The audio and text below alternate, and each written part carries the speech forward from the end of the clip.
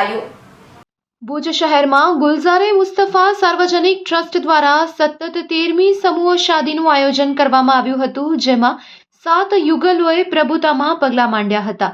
ગુલઝારે મુસ્તફા સાર્વજનિક ટ્રસ્ટના ઉપપ્રમુખના જણાવ્યા અનુસાર દર વર્ષે આ સમૂહ શાદીનું આયોજન કરવામાં આવે છે અને તેમાં હિન્દુ મુસ્લિમ નાત જાતનો ભેદભાવ ભૂલીને આ સમૂહ શાદીમાં યુગલો જોડાતા હોય છે અને તેમના દ્વારા લોકોને આહવાન કરવામાં આવ્યું હતું કે જો આપણે એક સિંગલ લગ્ન કરીએ છીએ તો તેમાં મસમોટો ખર્ચ થતો હોય છે, તેના બદલે જો યુગલો સમૂહ શાદીમાં જોડાય, સમૂહ લગ્નમાં જોડાય તો તેનો ખર્ચ પણ ઓછો થઈ જતો હોય છે અને કન્યાને મોટા પ્રમાણમાં કરિયાવર ભેટમાં પણ મળતું હોય છે। અને આ ટ્રસ્ટ દ્વારા ખાસ કરીને જે અનાથ કન્યાઓ છે, જેમના માતા પિતા નથી, તે કન્યાઓની પણ સમૂહ શાદી કરાવવામાં આવતી હોય છે અને તેઓને કુલ 1 ટેમ્પા જેટલું કરિયાવર ભેટમાં આપવામાં આવતું હોય છે।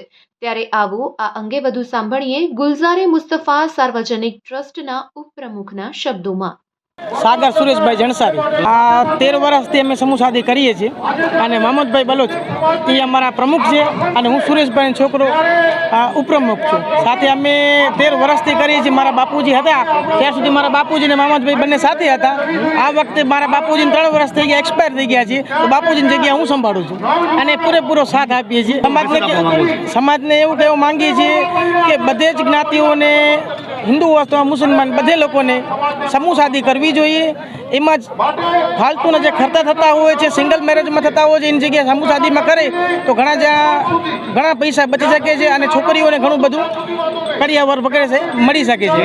મા બાપ વગરની જે દીકરીઓ હોય છે એમને પણ આમાં સમૂહ લગ્નમાં અમે કોઈ જાતના પૈસા લેતા નથી અને એક ટેમ્પો ભરે એટલો સામાન અમે કરિયાવરમાં આપીએ છીએ, જે યતીમ અને મિસ્કીન છે એ લોકો ખાસ કરીને, અને જે મા બાપ નથી એ લોકોને પણ અમે